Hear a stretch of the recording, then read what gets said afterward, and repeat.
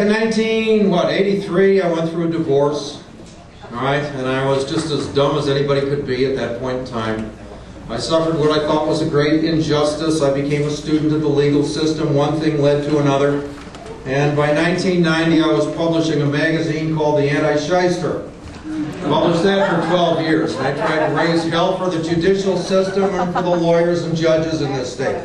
And I did a pretty fair job, including running for the Supreme Court. Placed one of the Supreme Court in 1992, and that's supposed to be illegal because, according to the state constitution, right now you have to be a licensed attorney and you also have to have been a judge for 10 years at one of the lower courts before you can run for the Supreme Court.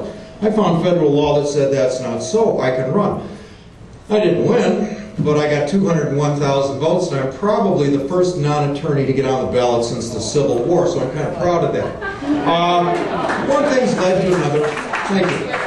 One thing's led to another, and I've been an activist for a considerable period of time and a student, a full-time student, trying to understand the fundamentals of the problems we're having in this country.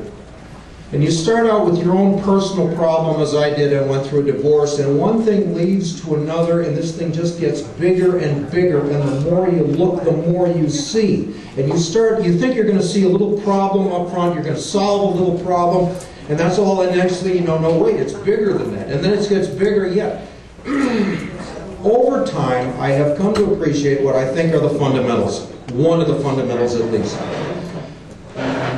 I was surprised to see a couple of our congressmen. I've seen it twice, and I might have even seen it from Obama. It's just in the last 60 days or so.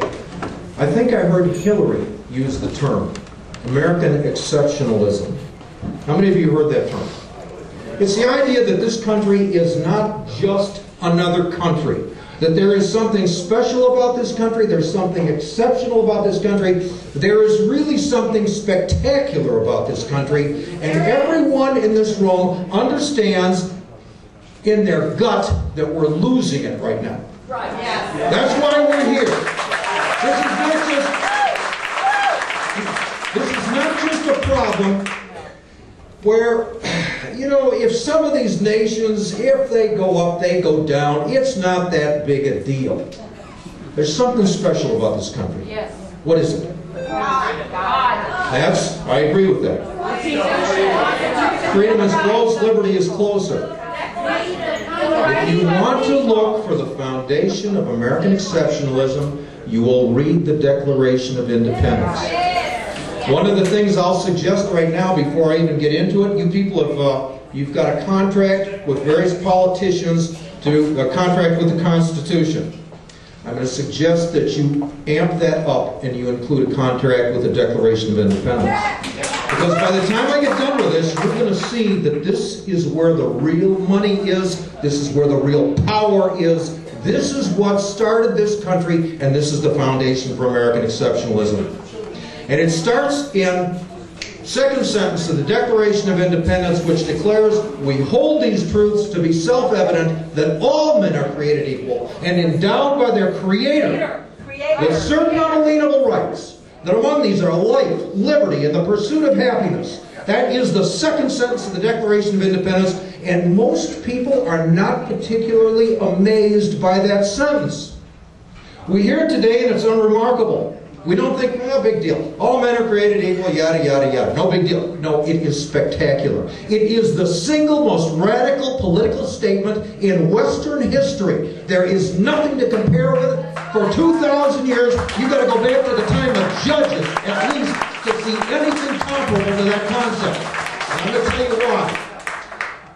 In the context of history, in the context of the times, there was only one sovereign for every country. The sovereign would be the King of England, the King of France, the King of Spain. The reason he was sovereign is because he went through a coronation ceremony that was performed by the church. It was not a civil ceremony. He received a crown at the coronation ceremony. That crown was intended to emulate the corona that you would see around paintings of saints, for example, and the Christ in medieval paintings. It was a material manifestation of a corona. It was intended to indicate that he had the divine right of kings.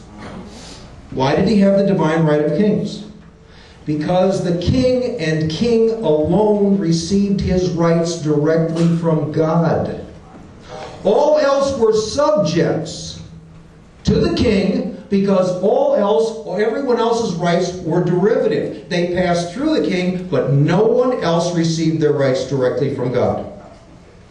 In the context of the Holy Roman Empire, you would have a law form, which is a hierarchy of authority, and it would be God number one, Pope number two, then the individual kings of the individual nations. They would be at the third level, and beneath each of them you would have the individual governments, and beneath them the people.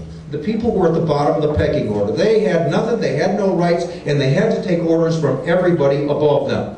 The king alone received his rights directly from God within a particular nation.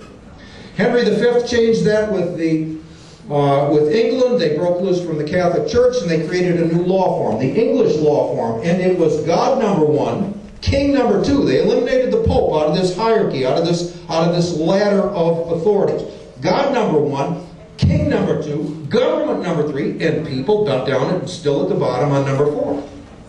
That had been the fundamental structure of government since the time of judges in the Old Testament. We went from judges to kings. That's when the Hebrews adapted kings. There were already plenty of other kings and monarchies in other countries. But the point I'm trying to establish is that the reason the king was sovereign is because the king alone received his rights directly from God. You can see some evidence of this in a classic chessboard. If you play the game of chess, you'll note that the king on the board is the only one that has a cross on the top of his head. You can kill all the other pieces on the board. You can land on the queen and knock her off the board of life. You land on the bishops, knock them off the board of life. They are effectively dead. Pawns, rooks, knights. But when it comes to the king, you can capture the king, but you can't kill him. Why? Because he had the divine right of God, including his right to life. You couldn't kill the king. He was sovereign. Along comes Thomas Jefferson in our country and some of the people associated with him, and they said, no, we hold these truths to be self-evident that all men are created equal. Not just kings, all right? Not just the butcher, the baker, and the candlestick maker. All men, including kings, are created equal. And they continued and they said that all men are endowed by their Creator with certain unalienable rights. And when they said that, they elevated this nation to a nation of sovereigns. That declaration declared that each of us receive our rights directly from God. They are not derivative from a king. They are not subject to any other authority. That is the foundation for American exceptionalism. We are the only country on the face of this earth in at least 2,000 years that has even suggested that possibility. And it is the law then, it was the law then, and it's the law today, incidentally. The Declaration of Independence, there are 4 documents that comprise the organic law of the United States of America. The Declaration of Independence is the first one. Articles of Confederation are the second one. North Dakota Territorial Ordinance is the third. And the Constitution of the United States is the fourth. You can find this declared in the Revised Statutes 1873, the Revised Statutes 1875. Not just opinion, Congress says so. And they do not say that any of the earlier documents were supplanted or replaced or repealed by the later documents. The Declaration of Independence is as much the law today as is the Constitution. And one of the surprising things, I have attended a 4th of July celebration every year of my life. And I was 1 year old. I don't remember it, but I'm sure my mother carried me in her arms.